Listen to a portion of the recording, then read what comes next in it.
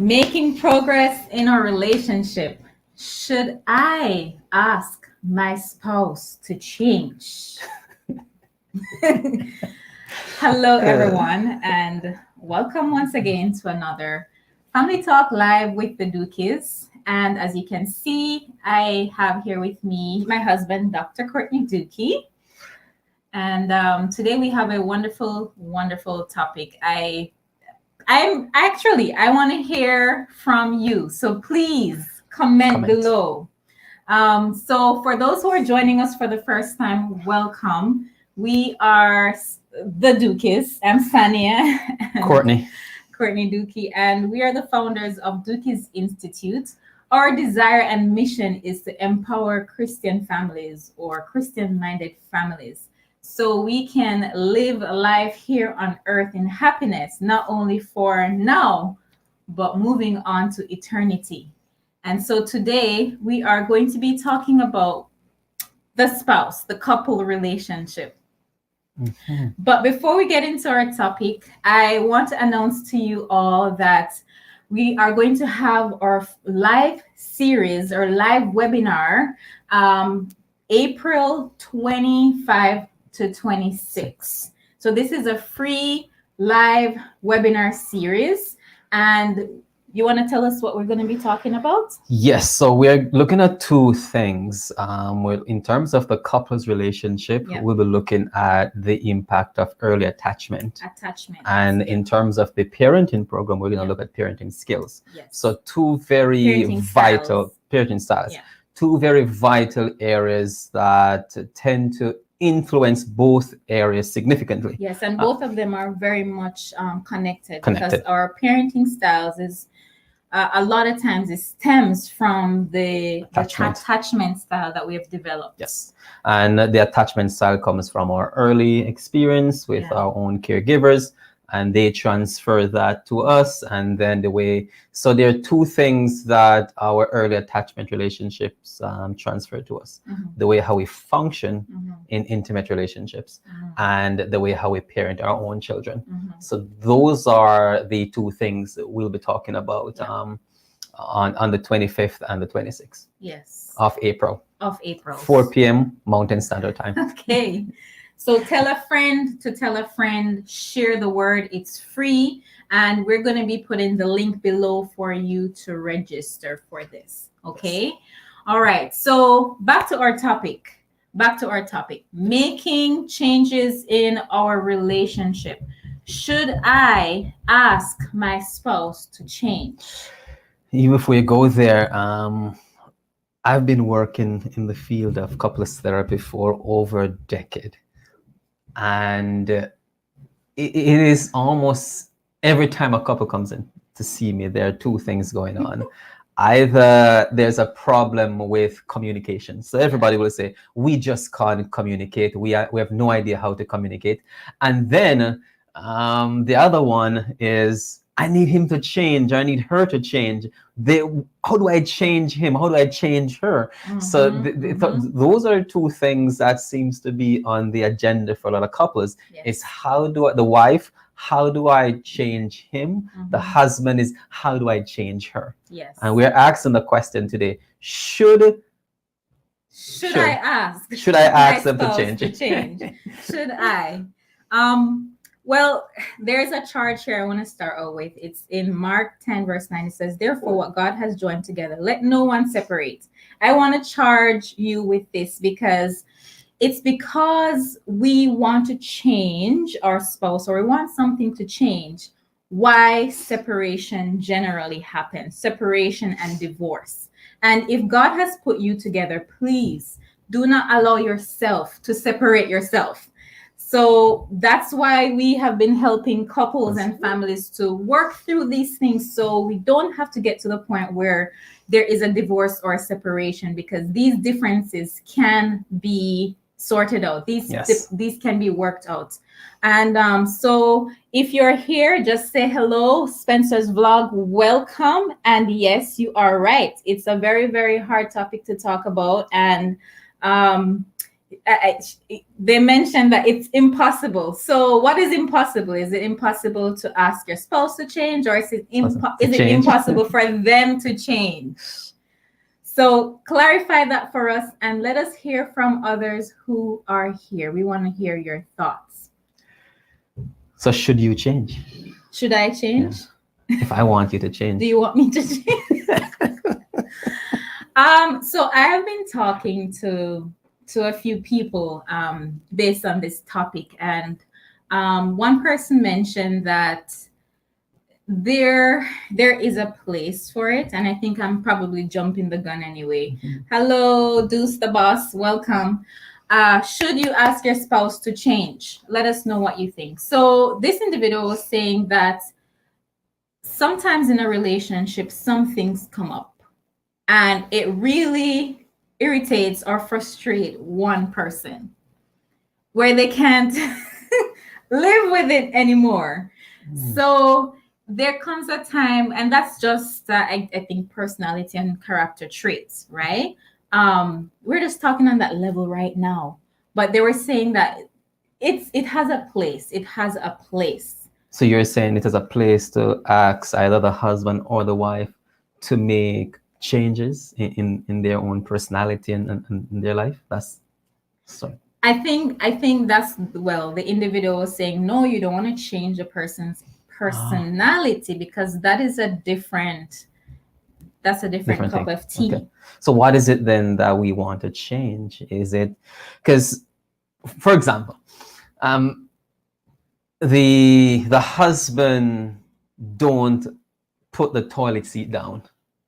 Well, I think that should change. The husband, I'm just throwing things out there. The husband don't pick up after himself, his socks or his clothing or whatever. Yeah.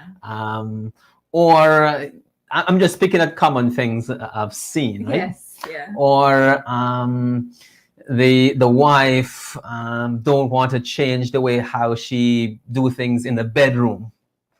These are different conversations sometimes that comes up, and they say she doesn't want to change, so why should I change?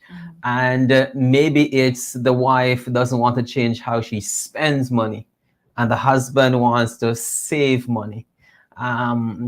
These are kind of, they sound simple, yeah, but these are the big issues that a lot of people comes into therapy with, and they're saying this been going on for years. She doesn't want to change. He doesn't want to change. Yes. And they get to this almost, we're going to use this technical term, this gridlock. Yes. They're gridlock because this tug and war. Nobody wants to give in. So what do we do with that?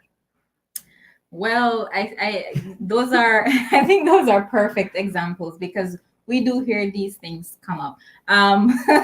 Spencer's vlog commented, or to replenish the tissue roll. It's interesting the things that will come up in a couple's relationship. But I first want to start here, right? There's a scripture here, and I believe that gives us the key to everything else. Ephesians 5:25-33. We hear this all the time. We hear this verse all the time. Husbands, love your wives as Christ loved the church and gave himself up for her, that he might sanctify her, having cleansed her by the washing of water with the word. And just moving on here was saying that in the same way, wives should love and respect their husbands, right? So the way I interpret this scripture, I see it from a servant perspective, right? So I know a lot of people are going to be hitting like, what? You're saying that, I should be a servant to my husband. No, I'm not saying that. I'm saying if both people try to see how they can serve the other person and is preoccupied with how they can serve the other person, then I think we would have less problems with this. It's going to be less about me, us, me, do this, you need to do this, and more about how can I make you happy?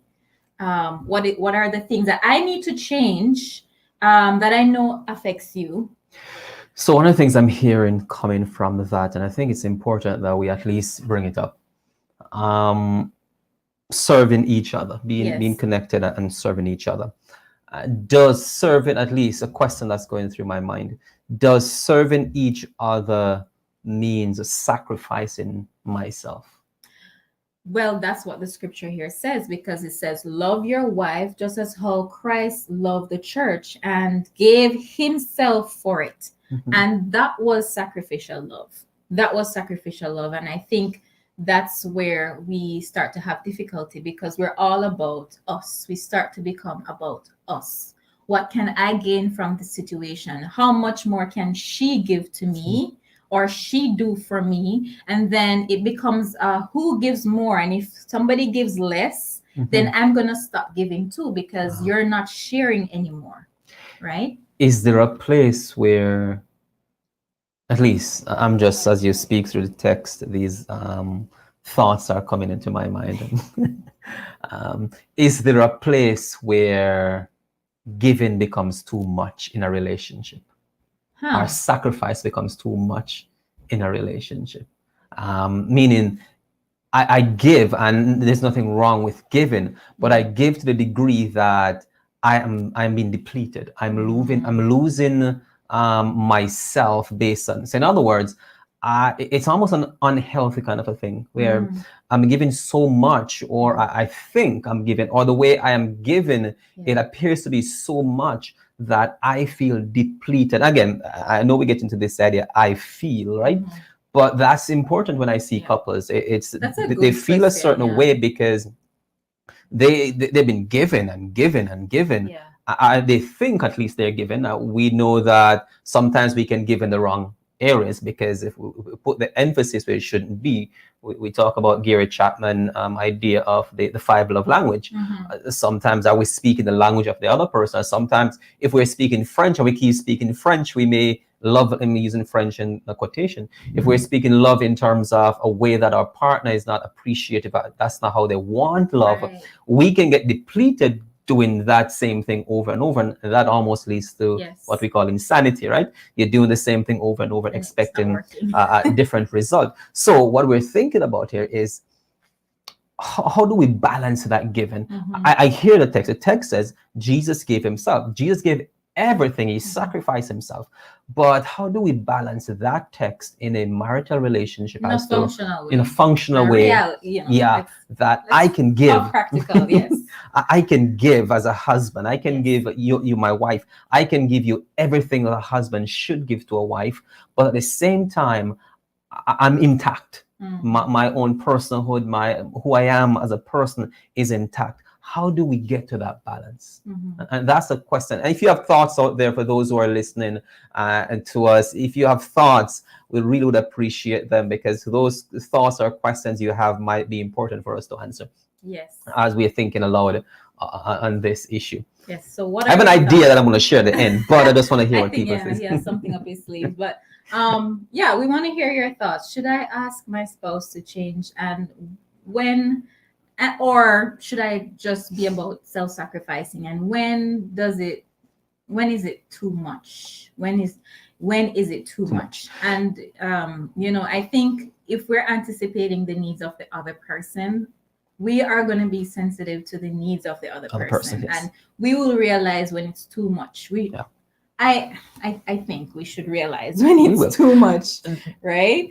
To say, okay, I really appreciate this, but I think, this is too much for you, and I just want to let you know. One of the things about this, Sania, is, and the reason I paint the picture like that, oftentimes when couples comes in to see me, I'm going to speak, I guess, son bias, but it's oftentimes wives who are saying, and I've been given.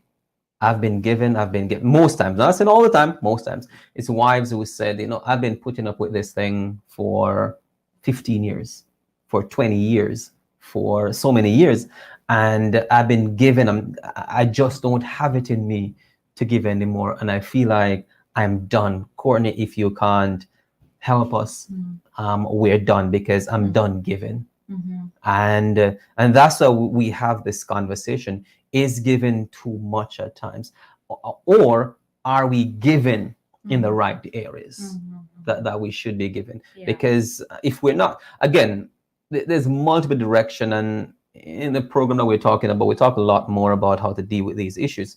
But just for our discussion today, Yeah. what do you think before I start to throw any Yes. ideas out there? So, welcome, TNA Squad. Thanks for being here. It's a pleasure to have you share your thoughts with us. And the program that Dr. Duke is referring to, it's our family transformation program. I believe he's referring to the marital aspect of our program. So, we are looking forward to sharing that with you. But there are times when there are certain things that, because we're coming from different backgrounds, we do have our own mind, our own worldview as well, and we tend to see things differently. So an individual might say, I don't even know what she's worrying about or what she's fussing about. To me, it's nothing. I don't see anything in it, right? And that's where we have, it's much more than just the surface level. It's where the values are clashing. And Keep that word, underline that word, values. Okay, let's underline Zoop, value. That's where we have value clashing. And also, I think that's where we tend to hold fast. And that's how I was even before we got married. So why now? Why are you having a problem with that now? And that's actually one of the things that we would hear. You knew that before we got into marriage. So why are you asking me to change right now? Have you ever heard that before? Let's hear your comments below. And one of the things I want us to think about as we go through this, in giving some sort of direction to people in responding to this question, should I change? Relationship, in essence, change both persons, and both individuals getting into the relationship we should get into relationship with an open mind that there are aspects of our lives that's going to be changed. Yes. What we don't want is what we refer to as forced change. We're forcing the other person to comply in a certain way. And one of the key things in dealing with this, especially when there is one way to say to your partner, change, or we force them to change, or we almost coerce the person in a way that we're pushing the change. What I generally recommend when we think about making changes in relationship, and the easiest way, it's going to sound so simple, but it is one of the easiest way to effect a change in any relationship. There's two ways I can do this. I can come to you and tell you that I don't like what you're doing because you keep doing this thing, you keep annoying me, or I can come to you and I can say, honey, guess what? Over the last couple of years, I've been going through some stuff, and I'd like you to kind of hear what I have to say. When get your notepad and take notes, guys. Whenever you move my phone and put it beside the bed, it makes me feel incompetent. And that's a weird example, but I'm just using it. It makes me feel incompetent. And I would really appreciate it that if I leave my phone at that point in the house, I would like to be able to see it there oftentimes. When it's moved, I just feel like I'm out of my shell. I feel like something is wrong. And I would really appreciate it because it makes me feel incompetent, makes me feel unloved, makes me feel uncared for, makes me feel all these things. And then when I feel these feelings, it's difficult for me to connect with you on that deep level that we should be connecting. So notice, the phone example is a weird thing. Don't pay attention to the phone. Notice what I did there. I am trying to express my feelings about whatever thing I don't like. So you're saying it is okay to ask. It is okay to ask for change. It is okay to ask for change, but it's how we go about doing it. How we go about doing it. What do you think about that? Welcome, Mr. Floyd White. So happy to have you here. Let's hear your thoughts. That's important. It's the how do I ask? Am I dictating the change, or am I stating how I feel? Because if you think about it, which one are you more likely to respond to? Yeah. Are you more likely to respond to how I'm feeling about something, or me pressuring you to do Yes. something? And so that's where the feeling like I gotta serve you and to make you happy. And if you come to me and you're saying, well, hun, when you just move my phone without my permission, it makes me feel Yes. whatever, Yeah. then because you're not, keyword guys, because you're not attacking me, I have the space Yes. and the clarity in my mind to Ah. hear what you're I saying. just want to put that there.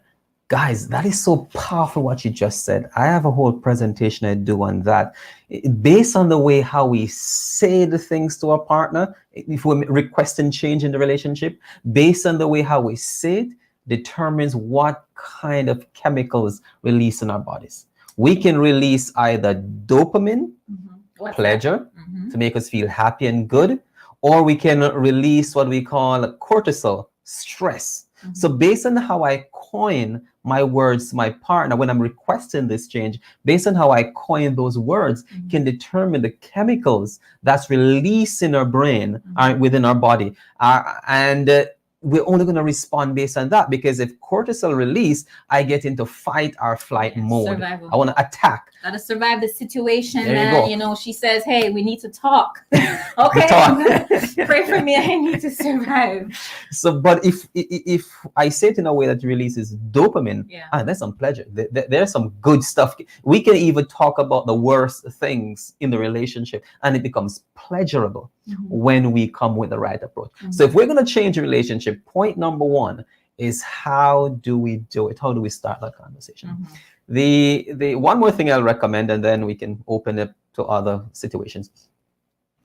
If we're at a gridlock with certain things in the relationship. So what's a gridlock? A gridlock is a problem that's been coming up over and over and over, and we seem not to get anywhere with it. Okay.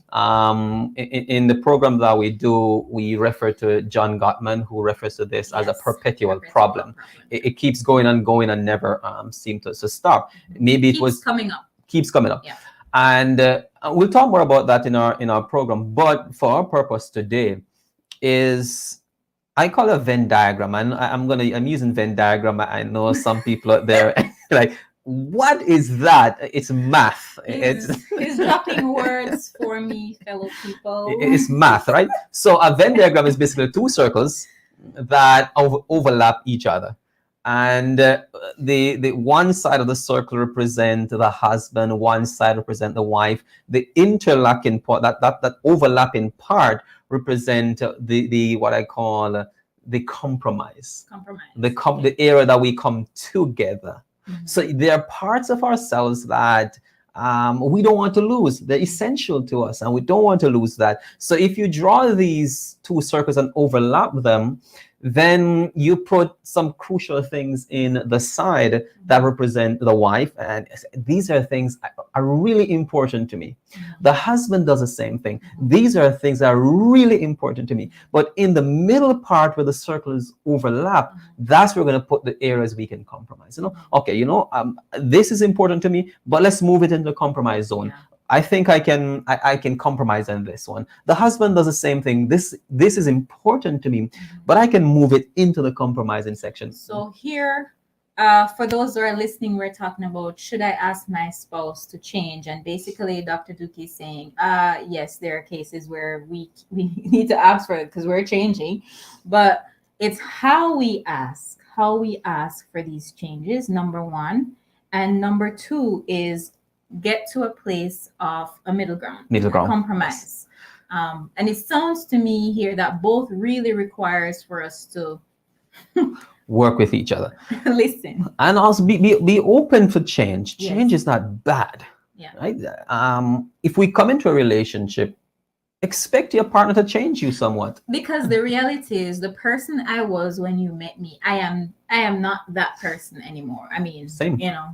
I've been through a lot of growth, and it's the same thing for us. Is the same person you were last year, you have changed so much, Yes. tremendously, during last year to now. And you got to know yourself. You got to keep abreast of who you are. If we're not, then, that's another issue. But that means your partner, your spouse is gonna need to know, hey, what's going on? Okay, this doesn't work for us anymore. This doesn't work for our relationship anymore. Let's talk about it and be willing to see, is this something that we can make a compromise? If we can't compromise, then if we can't compromise, I don't want to preempt this. There's a whole series of things we can do if we come to a place where we can't compromise. If you want to know how to work through these things, guys, I am inviting you to put your name down. Let us know you're interested in our couples and marriage transformation program, because what we're saying here, we go into details about these things. Okay, so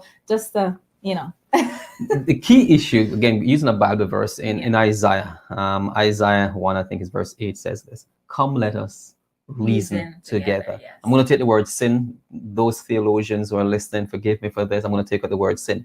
But come, let us reason together. Though our challenges are so look so bad, we can come to a sort of an understanding with it.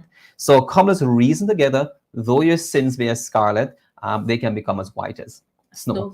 So in other words, the key verb, the key action there is that let's come together to reason. If we can dialogue without releasing cortisol about a perpetual issue, we will get further with it. I know there's a lot to take in. Again, let me say it this way: if we can dialogue in a way that releases, that prevent the release of cortisol, but release dopamine, we can get to a place about that same problem without solving it. But we have an understanding through reasoning, and that's the power of reasoning through things. Not, again, as we get into the end here, I'm going to throw something out there, I'm going to throw some serious stuff out there. Not every challenge in a relationship can change. So not every problem is solvable. And not everything about your partner that's going to be changeable. And I say I throw that out at the end because that's going to be a sore point as we go through. That's a sore point. So I think if you want to hear us, come talk about this some more, let us know. What did Dr. Dookie mean by not every problem is solvable? What do you mean? So are we saying we should just let it go? Those are some questions to ponder. And if you'd like for us to continue this conversation, I think, it's something we can always talk about. This is definitely an area we do cover in our couples transformation program. So if you're interested, let us know and we'll add you to our wait list when we launch our program, which is pretty soon. So we want to thank you so much for joining our talk this evening. We can't go in details. There's so much stuff we could possibly cover or talk about. There's so much areas we haven't even touched on. And if you think that we need to touch on an area that we did not, please comment below, send us a message. We will come back on here and talk about it. But the two tools that I heard mentioned today is we can ask about changes in our spouse, but it's the way we do it. We need to watch the way we communicate it. And what was the second one? The second one, if we have a gridlock or a perpetual challenge going on, let's create a compromise circle. And in a relationship, must say the compromise circle must be large. Compromise is painful. And that's why going back to the verse you started out with, love is a sacrifice. Compromise is not that, okay, I'm cool. I give a compromise, I'm cool. No, compromise is hard. That's what it's called. Compromise. That's where the sacrifice comes. That's where the sacrifice comes into play, right? And we look for the sacrifice, the compromise to be a big circle. So when we have those circles overlapping each other, we look for the compromise area to be large, right? And even though it's a big circle or overlap, please don't let your circle disappear as well, because it means that somebody's suffering. Okay, somebody in that relationship is suffering. So we want to thank you for joining us. And remember, April 25th and 26th, we have our live training or webinar series, which will be covering an area which I think is really important. We'll be Crucial. talking about attachment, what our attachment style is in our relationship, and how this impacts a relationship, whether in a toxic way or in a healthy way. So come and you will learn some strategies on how you can start repairing the health of your relationship. You will receive a workbook and also a free quiz so you can know your attachment style. Yes. And also, we'll be talking about parenting styles. What is your parenting style? And we'll also be giving you a free quiz as well so you can know what it is. And then we'll be learning strategies on how we can start changing it to be more nurturing and healthy, the way that God wants us to be. So thank you so much for being here with us on another Family Talk Live with the Dookies. And join us again next Monday at 5 p.m. Mountain Time. Until next time. Bye-bye. Take care. Bye-bye.